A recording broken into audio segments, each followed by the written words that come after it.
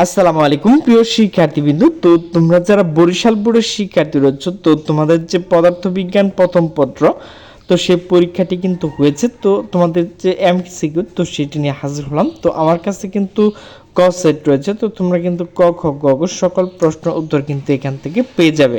একের হচ্ছে গ, দুইয়ের হচ্ছে ঘ, তিনটা অবশ্যই তোমরা দেখে নেবে, চার হচ্ছে ক, পাঁচ হচ্ছে ঘ, ছয় হচ্ছে গ, সাত হচ্ছে খ, আট হচ্ছে ক, নয় হচ্ছে ক, 10 হচ্ছে খ, এগারো এগারো হচ্ছে গ, 12 হচ্ছে ঘ, 13 হচ্ছে ক, 14 হচ্ছে ঘ, 15 হচ্ছে ক, 16 হচ্ছে খ, 17 হচ্ছে খ, 18 হচ্ছে ঘ, 19 হচ্ছে ঘ, 20 হচ্ছে ঘ, 21 হচ্ছে খ, 22 হচ্ছে ঘ, 23 হচ্ছে ঘ, 24 হচ্ছে ক, 25 হচ্ছে ঘ।